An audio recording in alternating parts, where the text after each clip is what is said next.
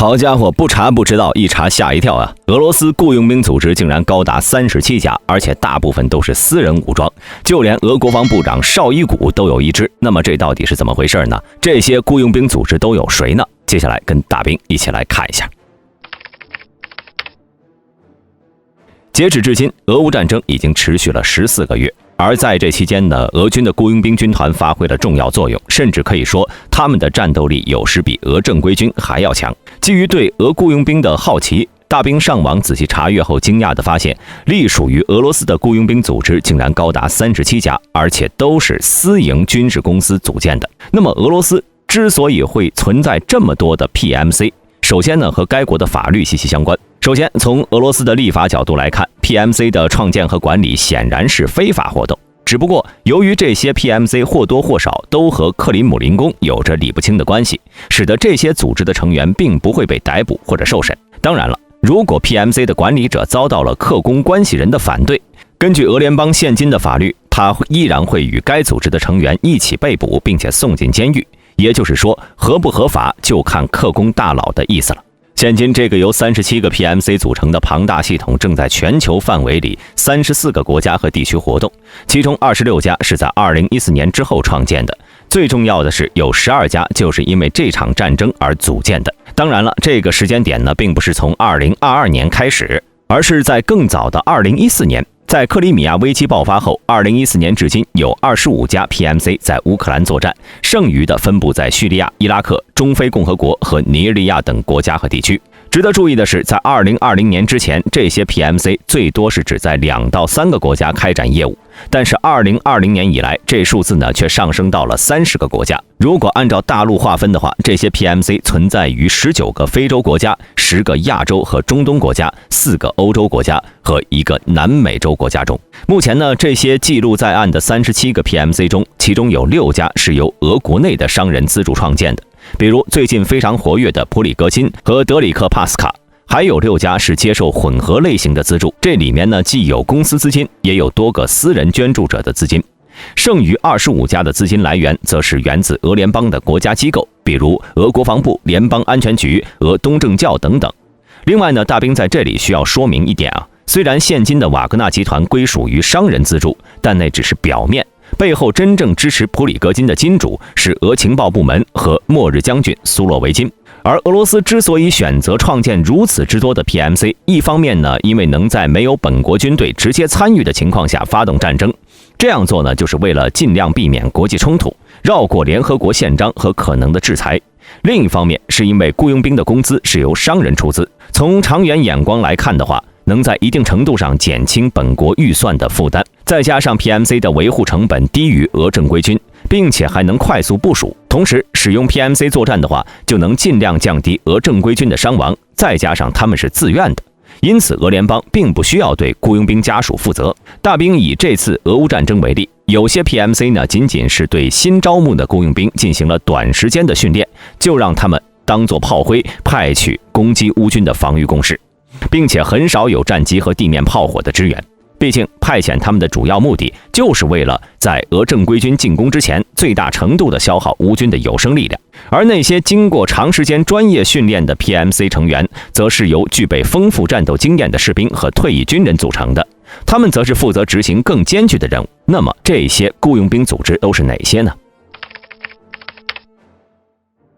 首先便是各位最熟悉的瓦格纳雇佣兵。实际上，瓦格纳一直在笼罩在一片迷雾之中。此前呢，不少人都认为它是个私人的雇佣军组织，但是经过大兵查阅，却并没有一个私人武装公司以瓦格纳集团的名义注册。其老板普里戈金本人呢，称其为瓦格纳营。这里的营啊，并非军队编制中的旅或者团下属的营，而是西方语境中对中等规模军事组织的特殊称呼，实际编制可大可小。比如乌克兰的亚速营就是此等编制。而关于瓦格纳的起源呢，也有不同的说法。这里啊，就说一下流传最广的版本。2013年，俄罗斯莫兰安保公司2名高管在俄境外注册了一家保安公司，名叫斯拉夫集团，招募了267名来自空降兵内务部队以及格鲁乌的退伍特种兵等一批雇员。该集团的核心人物德米特里·乌特金原本呢是前俄罗斯军事情报总局的中校。2013年10月，该集团接到了叙利亚戴尔祖尔油田的任务。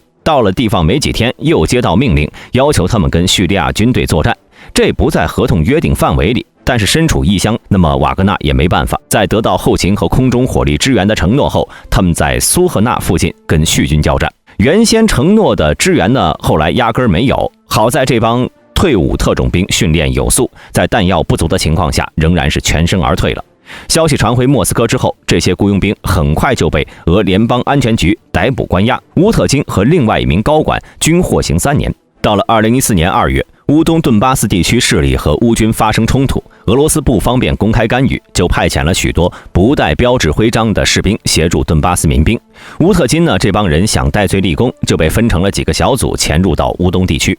他率领代号为月亮的小队，在顿巴斯表现非常突出，被俄当局看中。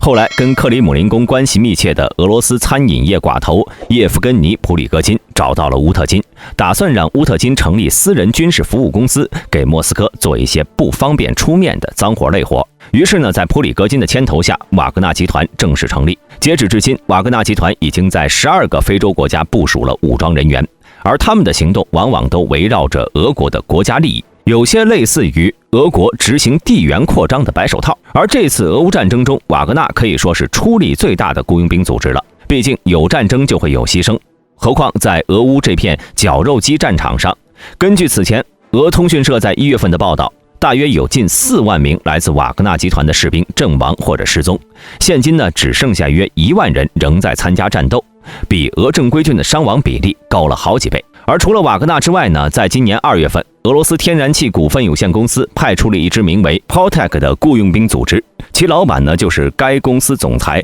阿列克谢米勒，算是俄总统普京周围的寡头成员之一了。值得注意的是，这个 PMC 算是一家合资企业，俄气占了70%的股份，有着绝对的控制权。另外30%致力于保护 Gazprom 设施的私营 Staff Center。在俄总统米哈伊尔·米舒斯京签署命令授权其运作后，这支 PMC 呢便被派往了乌克兰。有趣的是，普里戈金不知因为为什么一直想搞掉这个组织，或许是触动了瓦格纳的利益吧。PMC Susan Andres 这支 PMC 呢是在2022年11月在俄罗斯东正教的支持下成立的，由该教大主教弗拉基米尔·贡季亚耶夫领导。他是应圣彼得堡大教堂院长的要求，从立夏的民族主义团体中组建而来。另外，俄国防部长绍伊古也部署了自己的 PMC， 名为爱国者。此前呢，在乌克兰弗勒达尔地区执行过任务，在那里，该雇佣兵组织得到了与俄正规军相同的待遇。这里需要注意的是其实爱国者早在2018年便存在了。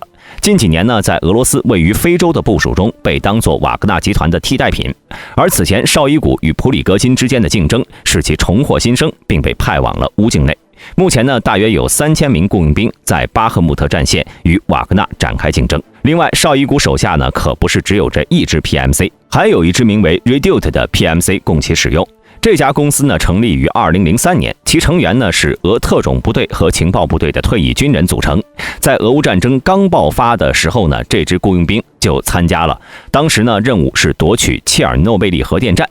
后来在受到了重大伤亡后，被派往了顿巴斯执行任务。然后就是另外一支 PMC， 名为 Atkro， 主要呢是在俄国外展开业务，其所有者是俄罗斯人曼古舍夫。早在2011年，基于 FSB 的要求呢，在顿巴斯创建。除了在叙利亚、纳戈尔诺、卡拉巴赫和乌克兰执行作战任务以外，该组织呢还在白俄罗斯、塞尔维亚以及黑山提供培训服务。不过呢，曼古舍夫已经在今年2月份遭不明人士暗杀了。值得注意的是，曼古舍夫的合伙人阿列克谢·谢米尔扎科夫在2014年还创建了另外一家 PMC， 名为 Rosich， 现今呢隶属于瓦格纳集团。此外呢 ，PMC 业务还吸引了车臣领导人卡德罗夫。在今年2月19号，他在社交媒体上说道，打算在退休之后成立一家私人军事公司，并且和普里戈金一起竞争业务。好家伙，这是非得给普里戈金添堵呀！与此同时，克里米亚的州长谢尔盖·阿克肖诺夫也创建了属于自己的 PMC， 名为康文。所谓现今普里戈金的忠实盟友，他们现在正在组建私人军队的联盟。然后呢是黑狼，这支 PMC 主要是由哥萨克人组成，他们受雇于在前线服役期间执行破坏地区稳定的任务。例如，他们在2014年克里米亚危机爆发前就一直在该地区活动。此外呢，另一个哥萨克团体是2017年创建的顿河军，一直是在俄罗斯加里宁格勒基地对拉脱维亚和立陶宛进行破坏稳定活动的核心。除了上述这些呢，还有很多 PMC 公司没有讲到啊。而这37家 PMC 算是聚集了俄国内所有的私人军事武装，现今大多数呢都在乌境内作战。值得注意的是，除了瓦格纳集团之外呢，以上的 PMC 的规模很少会超过一个营，大多数情况下呢在1000人左右。只不过就培训和实战经验来看，他们中的大多数都比较接近特种部队，作战能力呢不是一般军队能比的。只不过大兵有一点想不通啊，